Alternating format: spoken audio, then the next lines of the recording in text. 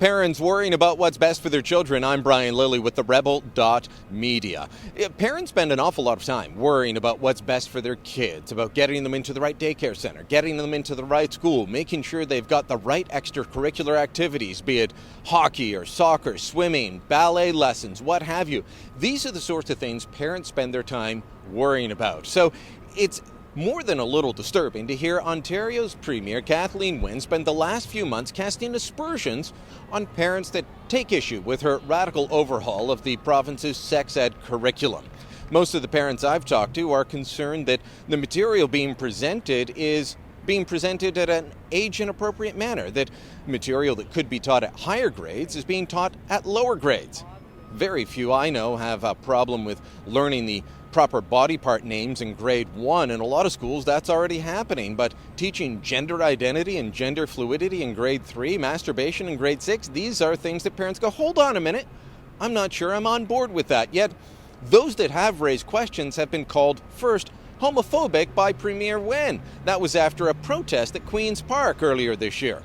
Sex is for adults, childhood is for kids. We wanted this to be kept to a certain age, not on this level that they will be starting from the grade 1. We as a parents, we don't have the right to teach our kids according to our principles about sexuality. They're not asking parents. It's more than one parent in each school. I don't know about you, but to me, most of the parents I heard from it, that sounded like concerned parents, which would be most parents. And we can agree or disagree on the contents of this curriculum, and there's room for debate. But Wynne doesn't want debate. She wants to shut it down. She wants to shift attention away. So she calls people homophobic for questioning it. Well, now she's got a new theory that opposition, like what happened at a recent rally in Mississauga, well, that it's all being driven by the federal Conservatives. That's right, Stephen Harper is to blame. That's what she told the Toronto Red Star's Martin Reg Cohen in an interview.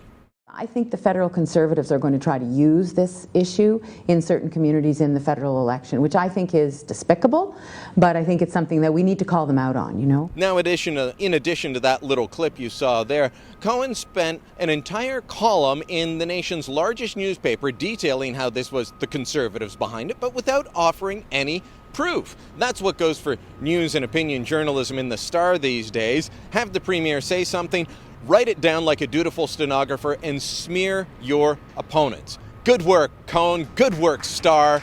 Look, let's face it, there's a lot of opposition to the overhaul of the sex ed curriculum, and not all of it comes from people who would associate themselves with the Conservatives. On the weekend, in Wynne's own riding, Muslim parents stood outside the Valley Park Middle School calling on the Premier to change her mind. We want our kids to be educated based on our values, right? We're not against the LGBT community at all. No. We're not anti-gay. No. We're not against anybody. No. We're not homophobes, are we? No. Are we homophobes? No. We're not, right? No. We are only protecting our rights as parents. Yes. We are concerned parents, and we are protecting our rights. Yes. And we say loudly, no! Now, given how I keep hearing from my colleagues in the Liberal media about how Muslims will never vote for the Conservatives, I'm going to bet that those are probably Kathleen Wynne's own voters. Why? Because that school is in her riding. They likely vote for her, and they want changes. They want input. They want parents to be consulted. But Wynne snuck out a side door and didn't bother meeting with the parents and the students that were out there. She couldn't face them. She didn't want to face them.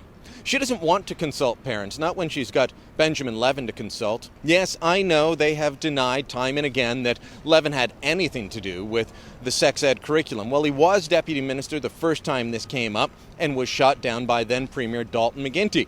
And we do know that he's been consulted on other aspects of the curriculum since. We've got the emails to prove it. The November 18th, 2012 email where Deputy Minister George Cigarek says that, well, Levin's proposals are going to be central to a discussion at the cabinet table. We've got emails showing that Levin wants to meet, and they're trying to set up meetings with Education Minister Liz Sandoz. There's emails showing that Levin was briefing Cigarek, the current deputy minister, on his presentation to more than 400 principals and superintendents. So we know that's there. But again, if you raise that, you're just going to be smeared by the Premier.